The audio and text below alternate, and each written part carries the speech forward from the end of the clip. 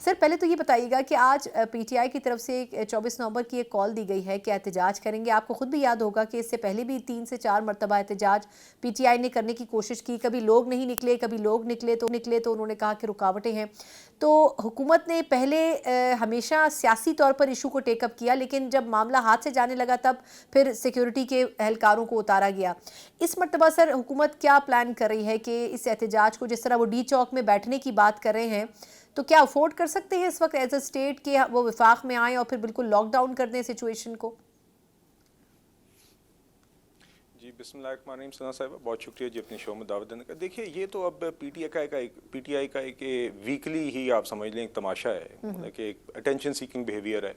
वो आते हैं, इस तरह का एक ऐलान कर देते हैं, कोई एक डेट कह देते हैं, फिर एक टॉक शोज़ की जीनत बन जाता है।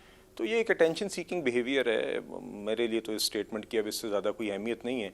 दूसरा ये है कि अब ये अगर कहते हैं हम ये करेंगे हम वो करेंगे, तो हम पहले भी वाज़े तौर पे हमने कहा था, जब इनने एससीओ समिट के दिनों पे भी कॉल दी थी, हमने कहा था जी ये नहीं हो सकता कि आप हर दफ़ा आके उधम मचाएं, तोड़ फोड़ करें, खैबर पख्तूनख्वा से रियासती मशीनरी इस्तेमाल करके टेयर गैसिंग करें और ये चीज़ें करें, और यहाँ पे चाहे वो पंजाब की हुकूमत हो चाहे वो वफाक की हुकूमत हो, वो आपको ये सारा काम करने दे और पब्लिक प्राइवेट प्रॉपर्टी और सिटीजन्स की जो शहरियों की जो ज़िंदगी है उनको ख़तरे में लाने दे। तो ऐसा तो नहीं इजाज़त दी जाएगी। आप जो मर्ज़ी ऐलानात कर लें और हुकूमत बाकी अपना काम जारी रखेगी। जी इन लोगों का ख्याल था कि मईशत नहीं चल सकेगी, 6-8 माह के बाद हालात मुश्किल होंगे। आपने देखा मुआशी सतह पे भी IMF का प्रोग्राम भी हो गया, महंगाई की शिरा भी कम होगी।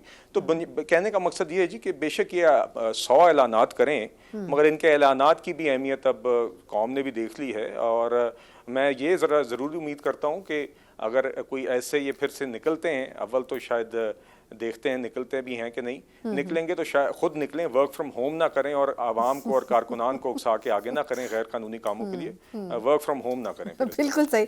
अच्छा सर, वर्क फ्रॉम होम आपने सही इस्तेलाह वैसे इस्तेमाल किया, लेकिन इस मरतबा जो केपीके के सीएम हैं वो खुद कह रहे हैं कि हम इस एहतजाज को जो उन्होंने 4 नुकाती एक एजेंडा रखा है कि वो 4 मुतालबात नहीं माने गए तो फिर हम ये एहतजाज ख़त्म नहीं करेंगे। अगर आपकी नज़र से वो 4 मुतालबात गुजरे हो तो आपको लगता है कि इसमें से किसी एक पर भी अमल दरामद कर सकती है हुकूमत या गौर करने की कोशिश करेगी? जी देखिए, ये जो मौसूफ़ हैं खैबर पख्तूनख्वा के सीएम, अब इनके तो डायलॉग बाजी का जवाब अब मैं भी यकीन करें टॉक शोज़ पे दे दे के हम भी कहते हैं कि क्या बंदा भी संजीदा नहीं, बात भी संजीदा नहीं, तो उसको क्या सीरियसली लेना। उसकी एक, उस शख्स की एक नौकरी है। देखिए ना, कोई वजह ही है ना कि इमरान खान साहब ने एक ऐसे शख्स को ही खैबर पख्तूनख्वा का सीएम चुना, और इनकी जमात में कदरन बेहतर लोग होंगे, शायद थोड़े ज़्यादा सेंसिबल लोग भी होंगे, जिनका शायद गवर्नेंस की तरफ रुझान थोड़ा बेहतर हो इनसे। हालांकि it's not a high standard to be better than Ali Amin Gandapur sahab at governance, is not a high standard. मगर इस शख्स की नौकरी ये है कि भाई मैंने इमरान खान साहब ने तो उनको वाज़े तौर पर कहा है कि मैंने आपको खैबर पख्तूनख्वा का सीएम इसलिए तो नहीं बनाया हुआ कि आप वहाँ पे गवर्नेंस बेहतर करें, मैंने तो आपको इसलिए सीएम बनाया हुआ है कि आप रियासती मशीनरी इस्तेमाल करके एक उधम मचाए रखें, इंतशार फैलाए रखें, और मेरी रिहाई आपका सिंगल एजेंडा है, और उसके लिए आपको जो बदमाशी करनी पड़ती है आप करें। तो अली अमीन गंडापुर साहब ने यही बातें करनी है, उनने यही काम करने हैं और यही कोशिशें करनी है अटेंशन सीख करने के लिए। और मैं इस बात को सिर्फ आपको सियासी बयान के तौर पर नहीं कह रहा, मैं आपके सामने ये सवाल भी रखता हूँ आपके नाजरीन के लिए भी, कि क्या जितनी भी सियासी मुलाकातें हुई हैं इमरान खान साहब की, या जितनी भी उनकी गुफ्तगू हुई है रिपोर्टर्स के साथ अडियाला जेल में, क्या आपने उनके मुंह से एक दफ़ा ये बात सुनी है या ये सवाल सुना है कि खैबर पख्तूनख्वा की मेरी हुकूमत कैसी चल रही है, उसकी गवर्नेंस कैसे चल रही है, क्या वहाँ पे हेल्थ या एजुकेशन का निज़ाम बेहतर हो रहा है, क्या वहाँ पे लॉ एंड ऑर्डर के जो चैलेंजेस हैं उसका क्या सूरत हाल है?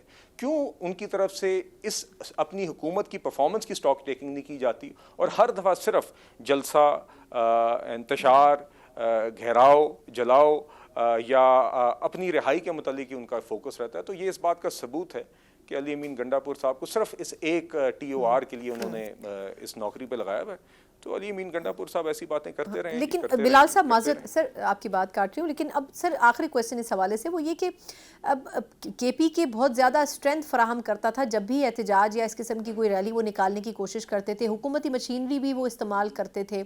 तो लास्ट टाइम भी वज़ीर दाखिला की तरफ से कहा गया था कि अगर रेड लाइन क्रॉस की गई तो फिर हम कार्रवाई करेंगे। आपके ख्याल में इस मरतबा भी अगर वो इसी तरह रिसोर्सेज इस्तेमाल करते हैं इस किस्म के एहतजाज में, तो फिर कोई कुछ प्लान किया जा रहा है कि कैसे उनसे निपटा जाएगा?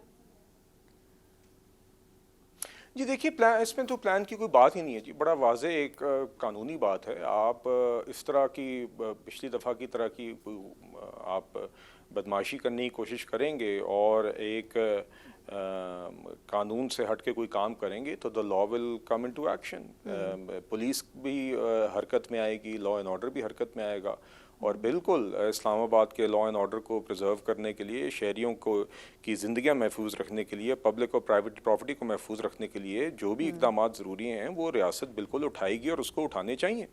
तो बाकी तो जी देखिए, पीसफुल प्रोटेस्ट तो ठीक है, हर किसी का एक हक होता है, मगर बदकिस्मती से पीसफुल और पीटीआई जो हैं, ये दो म्यूचुअली एक्सक्लूसिव अल्फाज हैं। पीटीआई की कोई भी प्रोटेस्ट पीसफुल नहीं होते।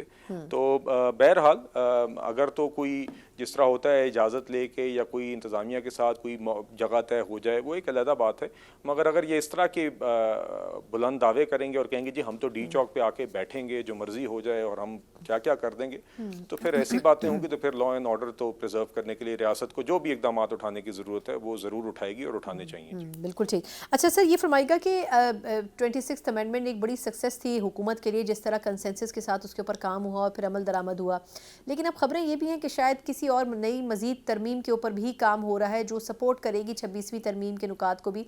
ऐसा कुछ हो रहा है क्या जो पाइपलाइन में है फ़िलहाल? जी देखिए, सना साहिबा, कोई एज सच आप कहें कोई जमाती सतह पे कोई ऐसी तरमीम या गवर्नमेंट की सतह पे ऐसी तो मेरे इल्म में नहीं है। मगर देखिए, पार्लियामान का तो काम ही कानून साजी और आइन साजी है, तो it is I will not rule out the possibility कि इन द फ्यूचर कोई कॉन्स्टिट्यूशनल अमेंडमेंट ना आए। मैं आपको एक छोटी सी मिसाल दे देता हूँ कि जिस दिन 26वीं तरमीम भी पास हुई कौमी असम्बली से, तो वोटिंग से पहले तकारीर सब जमातों ने की, तो MQM ने भी वहाँ पे एक लोकल गवर्नमेंट्स के हवाले से कुछ बातें की। वो एक बिल भी लेके आए हैं जो मैं कल standing committee on law and justice में था, तो वहाँ पे डिस्कस भी हुआ, उस पर मजीद कंसल्टेशन का फिर फैसला किया गया कि सूबों से भी कंसल्ट किया जाए। तो देखिए, एक लॉज को प्रपोज करना, उस पर डिलिबरेट करना तो एक पार्लियामान का काम है। इसलिए in the future you never know, कोई आईनी तरमीम ऐसी हो जिसको प्रपोज किया जाए, जिसके ऊपर कंसेंसस बन जाए, मगर एट द मोमेंट मेरे इल्म में कोई ऐसी चीज़ नहीं है जो इमिनेंट है जी। ठीक है, बहुत बहुत शुक्रिया।